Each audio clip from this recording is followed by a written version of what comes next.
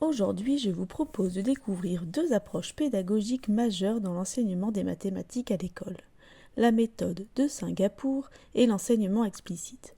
Ces deux démarches, bien que différentes dans leur origine et leur mise en œuvre, ont un objectif commun, rendre les apprentissages mathématiques plus clairs, plus structurés et plus accessibles à tous les élèves.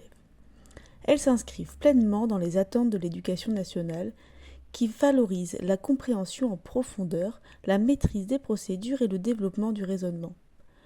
Dans cette vidéo, nous verrons donc en quoi consistent ces approches, sur quels principes elles reposent et comment elles peuvent transformer la manière dont les élèves construisent leur savoir mathématique. Commençons par la méthode de Singapour. C'est une méthode d'enseignement qui s'appuie sur des recherches du monde entier. Les Singapouriens les ont synthétisées pour en faire une méthode qui repose sur 6 temps d'apprentissage. La manipulation, l'observation et la modélisation mathématique servent à la compréhension de la notion. L'entraînement, la répétition et l'utilisation de jeux mathématiques servent eux à la consolidation de cette notion.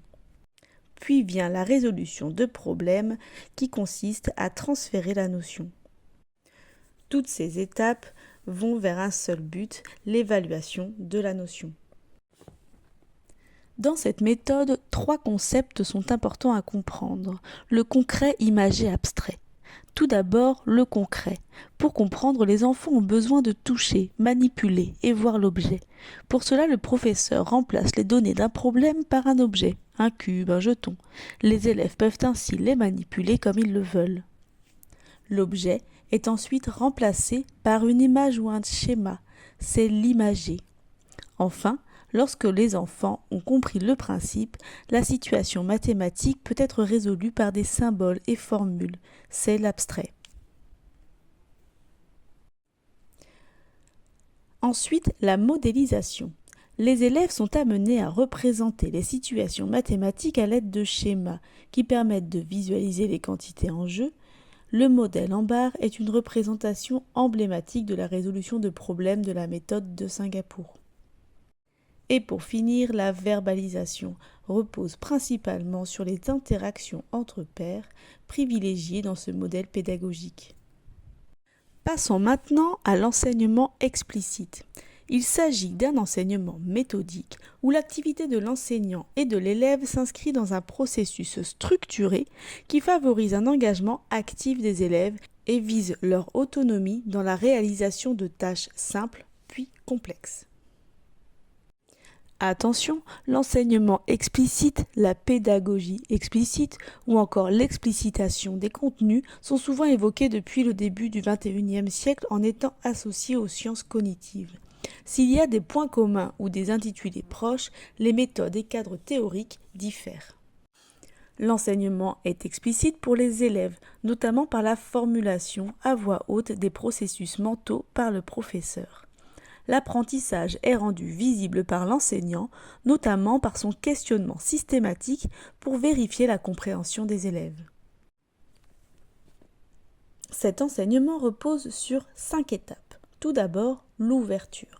L'enseignant expose les objectifs de la séance et effectue des rappels de cours. Ensuite vient le modelage. L'enseignant présente seul et de manière explicite la méthode permettant de réaliser la tâche. Troisième étape, la pratique guidée. Les élèves réalisent à leur tour la tâche, guidés par l'enseignant qui réalise de nombreuses rétroactions. En quatrième, la pratique autonome. Dans ce cas, les élèves réalisent seuls la tâche. Et pour finir, la clôture. Une synthèse est réalisée avec une ouverture possible sur la séance suivante. On pourrait aussi appeler cette étape l'institutionnalisation. En résumé, la méthode de Singapour et l'enseignement explicite représentent 2 leviers puissants pour améliorer la réussite de tous les élèves en mathématiques. L'une insiste sur la progression du concret vers l'abstrait et sur la visualisation des concepts, tandis que l'autre met l'accent sur la clarté des objectifs, la modélisation des démarches et la guidance progressive. Ces approches se complètent parfaitement. Elles permettent à l'enseignant d'accompagner chaque élève dans la construction du sens, tout en favorisant l'autonomie et la confiance face aux apprentissages. Comprendre et savoir en parler, c'est donc essentiel pour le CRPE, mais surtout pour enseigner les mathématiques efficaces et bienveillantes à l'école.